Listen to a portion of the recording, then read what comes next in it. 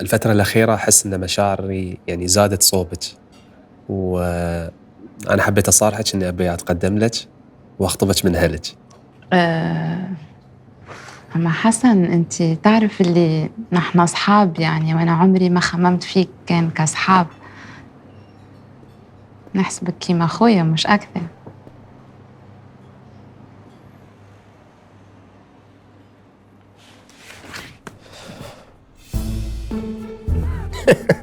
كنت عارف إنه هتحرجك في المواقف دي. تعال اسألني أنا عارف لما البنت بتحرجك يكون الموقف حار. ما علي يا حسن، أكيد ربنا كتب لك الخير مع حدا تاني. بس أنا حاسس إني ما أخذت فرصتي، أحس إن البنت مشغولة بشيء ثاني. حسن، قلي أنت كنت لابس هدول الثياب لما شفتها؟ أنا أخذت سيلفي قبل ما توصل هي، برويك الصورة.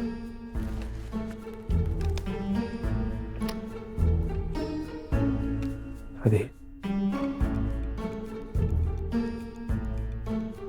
تفكري في اللي بفكر فيه؟ طبعاً. المشكلة مش فيك يا حسن، المشكلة بالألوان.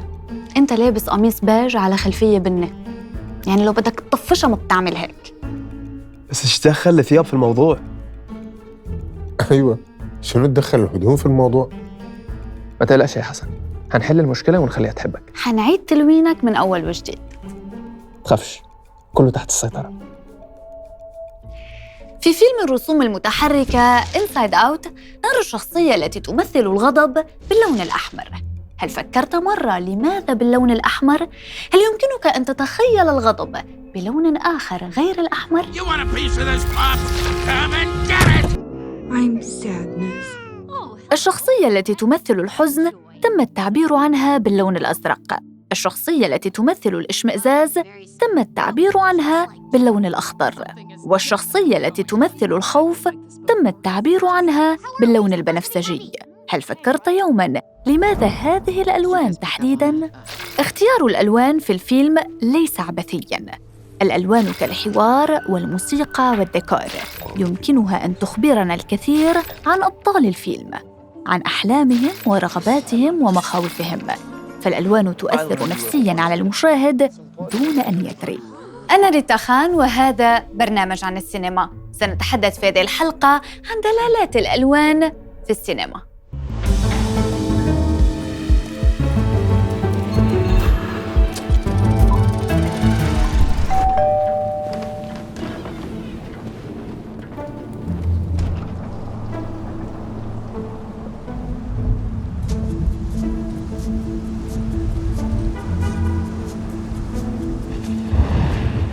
نحن الآن في فيلم The Royal Tenenbaums، وهذا تشاز سريع الغضب، دائم الضيق، نشيط ويحب التنافس. ما هو اللون الذي يمكنه أن يعبر عن كل هذا؟ الأحمر بالتأكيد. لهذا نراه يرتدي اللون الأحمر في غالبية مشاهد الفيلم. No. شنو؟ Speak for myself. اللون الأحمر أشبه بمادة الكافيين، يحفز المشاهد لدى رؤيته، يجعله أكثر عدوانية أو أكثر قلقاً. إنه لون صاخب بصرياً يمكنه أن يستثير الغضب بسهولة. ولا شو؟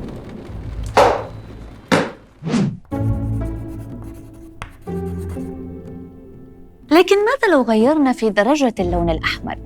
ماذا لو جعلناه دافئاً؟ بماذا سنشعر وقتها؟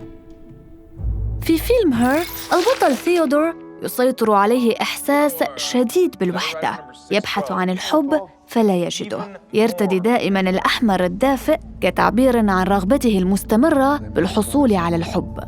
هل لاحظت لون المدينة وملابس الناس حوله؟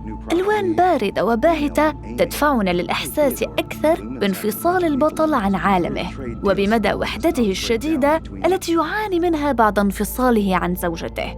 ماذا يحدث لثيودور؟ يقع في حب نظام تشغيل إلكتروني. هل لاحظت لون هذا النظام؟ أحمر دافئ كذلك. Hello, I'm here. هاي.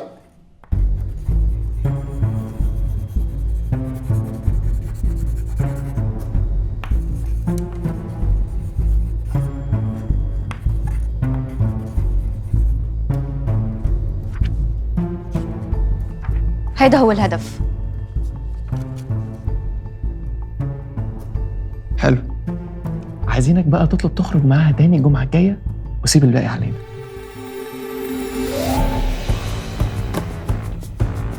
يا اخي انت مش قاعد تصور؟ مالك في شنو؟ قاعد اصور عادي يعني. يا أستاذ، أصلا اللي أنت بتعمله ده ممنوع.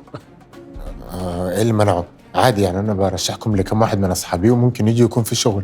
إحنا براند مشهور والمطعم معروف في كل المنطقة، فمش محتاجين منك دعاية ولا إنك تنفعنا. انا اصلا خلصت عادي.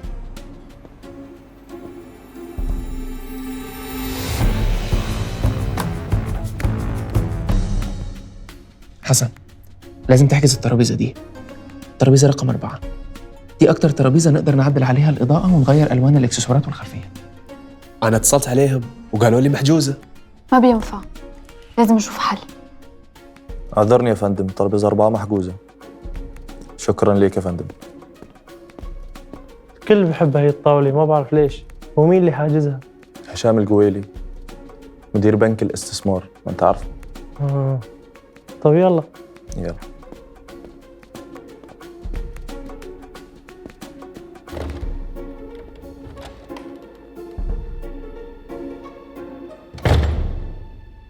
يلا عزام.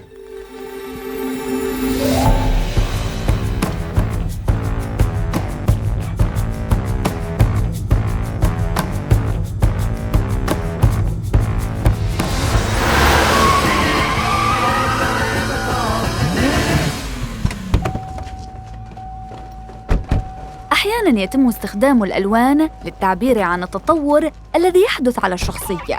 في فيلم بيبي درايفر يرتدي البطل بيبي تيشيرت أبيض اللون، فوقه سترة سوداء بأكمام رمادية. فإذا كان الأبيض يعبر عن الخير والأسود عن الشر، فالرمادي لون في المنتصف بين الخير والشر. Next. Stamps? هذا نفسه هو حال البطل، هو ليس شرير ولكنه يمارس فعلاً غير أخلاقي بمساعدته لمجموعة اللصوص. فيه يحتفظ بالباقي؟ Sure. عم بمزح معك. هدول المصاري والظرف. تكر. بالمناسبة رفيقتك دابرا كتير منيحة ومهضومة، ما تبهدلها معك. Yeah, she sure is. باي. في البداية تمر كل عمليات السرقة بدون أي ضحايا، وهو ما يضمن جانباً من الاستقرار النفسي للبطل. لكن مع تطور الأحداث ووقوع ضحايا في إحدى العمليات يعاني البطل داخلياً. صحيح أن أفعاله لم تكن شريرة، ولكنها تسببت في أذية الأبرياء. تقول كورتني هوفمان مصممة الأزياء إنها صبغت التيشيرت الأبيض ليتحول إلى رمادي، كدليل على انغماس البطل في عالم الجريمة، وكلما انغمس أكثر زادت ألوان ملابسه قتامة. ومع نهاية الفيلم وبعد خروج البطل من السجن بعد أداء العقوبة، نراه في مشهد النهاية يرتدي لوناً ناصع البياض، لون البراءة والتطهر من الماضي. ما هو لون الحزن؟ أزرق.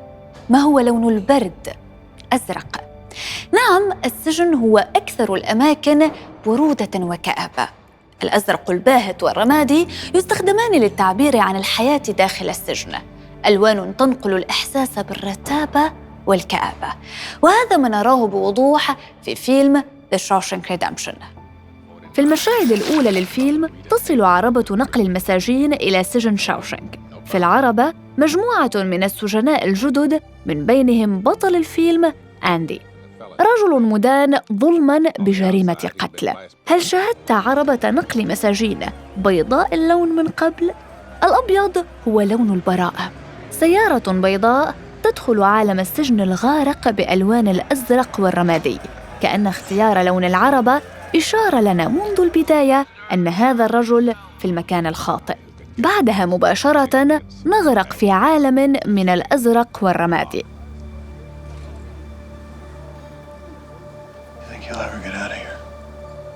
أكيد. أنت وين حابب تروح أول ما تطلع من هون؟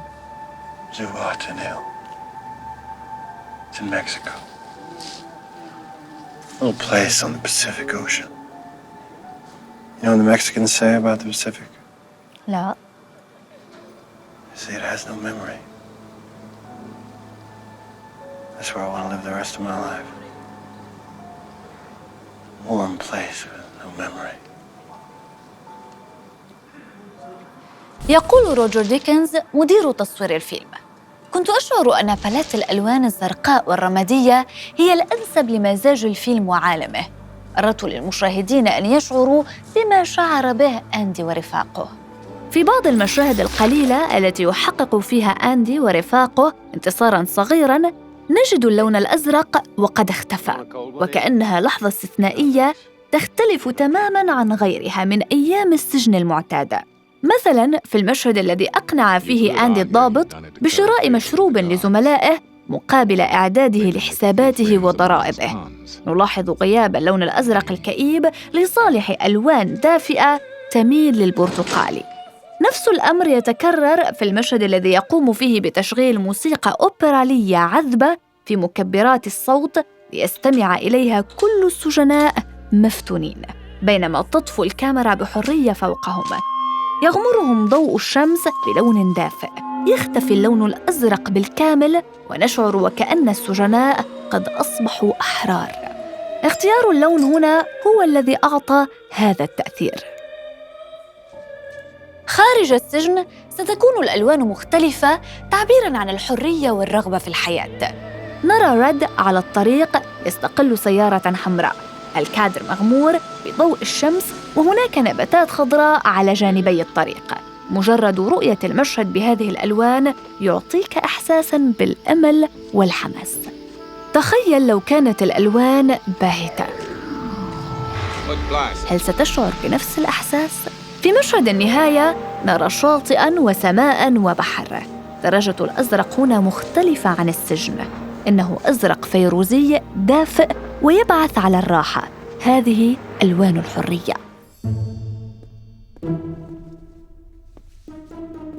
فيلم روميو وجولييت هو النسخة الأمريكية من مسرحية شكسبير الشهيرة روميو وجولييت، حيث تاريخ العداء الطويل بين عائلتين يحول قصة الحب الرومانسية إلى حكاية تراجيدية. الألوان في هذا الفيلم تحكي الحكاية بشكل مختلف. اختار المخرج لعائلة روميو اللون الأصفر، واختار لعائلة جولييت اللون الأزرق. يظهر هذا في ملابسهم وسياراتهم، وحتى في ألوان الديكورات حولهم. درجة اللونين مزعجة وعنيفة، والأزرق والأصفر لونان متناقضان بشكل يعكس العداء والعنف المتبادل بين العائلتين. لكن رغم انتماء روميو وجولييت لهاتين العائلتين، إلا أننا لا نراهما في هذين اللونين. وعندما يلتقي روميو وجولييت للمرة الأولى يفصل بينهما حوض أسماك. هل لاحظت ألوان الأسماك؟ أصفر وأزرق، لونا العائلتين، ليذكرنا المخرج أن بطليه يفصل بينهما تاريخ طويل من صراع العائلتين، وأن قصة الحب هذه لن تنتهي بسلام. وعندما يقرر البطلان الانتحار بالسم، هل لاحظت لون السم؟ يشرب روميو سماً لونه أصفر، وتشرب جولييت سماً لونه أزرق، في تعبير واضح أن عائلة كل منهما هي السبب في موته وفي وضع نهاية تراجيدية لهذا الحب.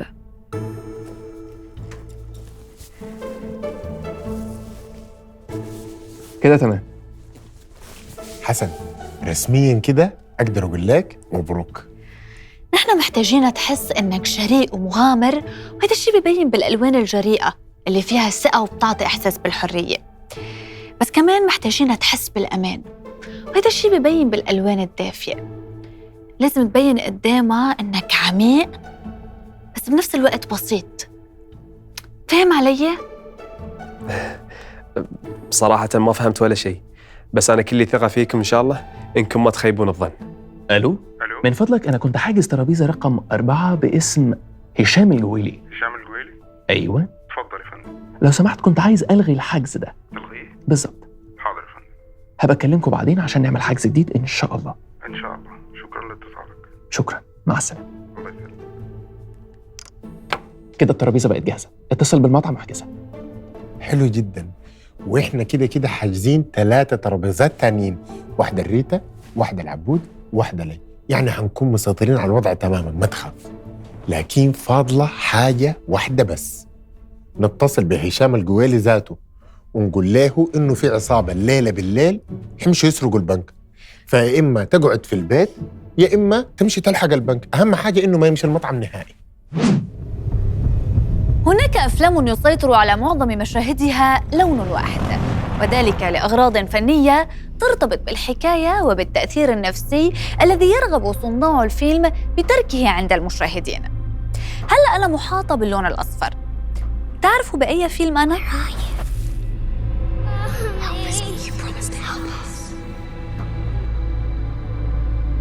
بالطبع أنا بفيلم ماد ماكس فيوري رود.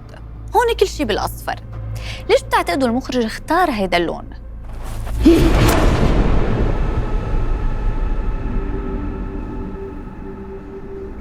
نحن الآن في نهاية العالم، المياه نادرة والقحط والجفاف في كل مكان.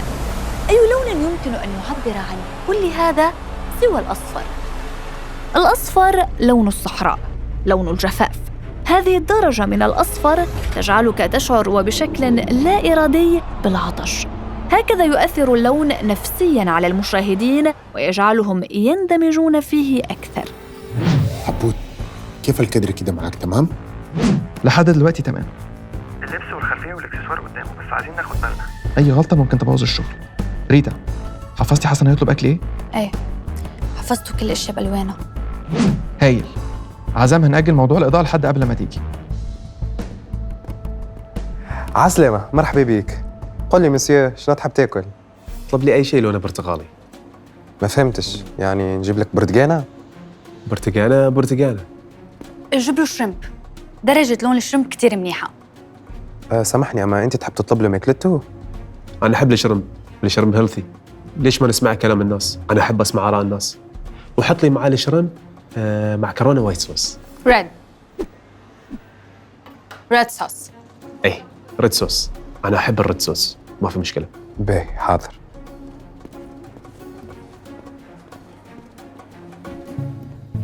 يمكننا تمييز أفلام المخرج ويس أندرسون بسهولة، فهو يستخدم كادرات متماثلة symmetrical ويميل إلى الألوان الأساسية كالأحمر والأصفر والأزرق كخلفية دائمة لأفلامه. أسلوب بصري قوي ومتفرد. يقدم أندرسون شخصياته وعوالمها بشكل هزلي، مما يجعل المشاهد أكثر تعاطفاً مع أفعالها الحمقاء أو الشريرة.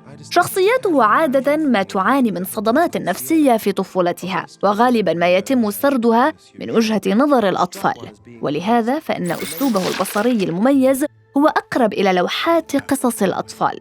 وهنا يأتي دور الألوان الغنية والبراقة. هذه الازدواجية بين الجوانب النفسية المظلمة لشخصياته وبين الألوان الزاهية التي تعيش فيها تجبر المشاهد على إعادة النظر في دلالات الألوان، إذ أنها تتواصل معه على مستوى أعمق. لا تثق بالصورة المبهجة، عليك التفكير مرة أخرى فيما شاهدته. فيلم مورايز كينغدوم يحكي قصة الطفل اليتيم سام الذي يقرر الهرب مع صديقته سوزي أثناء معسكر للكشافة، فنتابع رحلة البحث عنهما مع أخبار عن اقتراب عاصفة من المدينة. اللون الأصفر يكون غنياً في بداية أحداث الفيلم، درجة من اللون تشعر معها بالبهجة خصوصاً مع بداية قصة الحب، لكن مع تصاعد الصراع وتضييق الخناق على سام وسوزي يبهت اللون شيئاً فشيئاً إلى أن تختفي أي بهجة للألوان.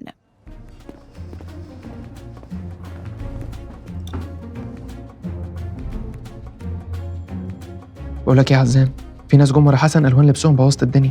ايوه شايفهم، عايزين نتصرف كيف يعني؟ ما فاهم. ما اعرفش اتصرف يا عزام. أنا عايز لونهم يبقى أصفر، ما تبوظليش الشغل، يا تمشيهم يا يبقوا صفر. اوكي.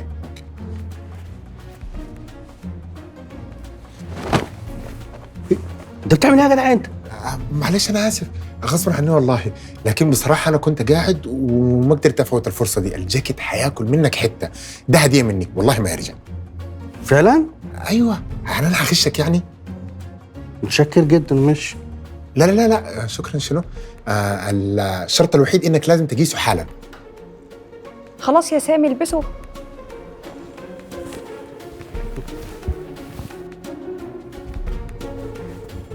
ألف ألف ألف مبروك. هايل يا حسام هايل.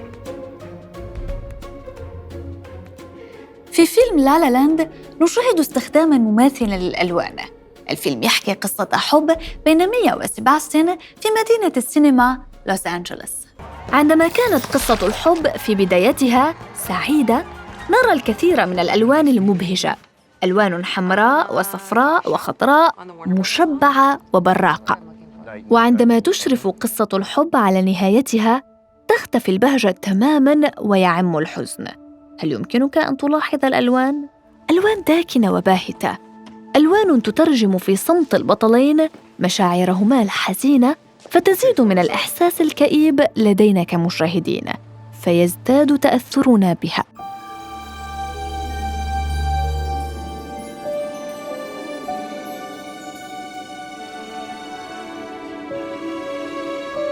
أهي وصلت، كله يصحصح. تفضلي. حسام اجهز بالاضاءه. اوكي.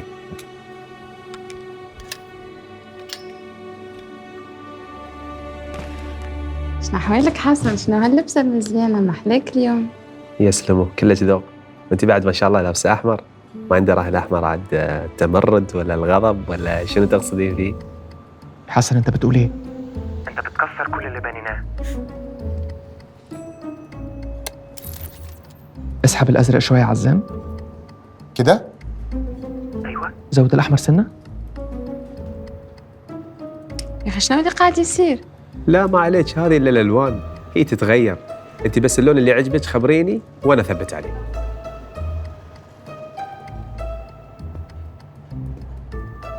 انت بتعمل ايه يا استاذ؟ بلعب. نعم يا اخ، بتلعب في ايه؟ بلعب في الإضاءة عشان النور الأصفر ده بيتعب لي عيوني، فأنا متعود كل ما بمشي أي مطعم بجيب الإضاءة المخصوصة بتاعتي عشان أشوف النور أو الإضاءة اللي بتريحني يعني. والله انت امرك غريب. طيب أنت قول لي كده، إيه رأيك؟ مش كده أحسن؟ والله عندك حق، حلوة. طيب نثبت على كده؟ اوكي تمام. على خيرة الله. كده انتهت حلول الالوان. وبقت الكورة في ملعب حسن. حسن أنا حاسة اللي ما كنتش نعرفك برشا وكنت ماخذة عليك فكرة أخرى. والحين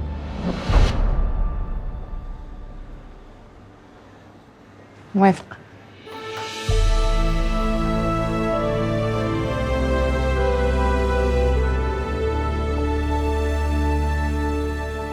للألوان سحرها الخاص. هذا السحر يستخدمه صناع السينما ليزيدوا من قوة الحكاية وتأثيرها النفسي على المشاهدين. فإذا أردت أن تغوص أكثر في الفيلم عليك بالبحث عن الألوان. أنا ريتا خان وهذا برنامج عن السينما. إلى اللقاء.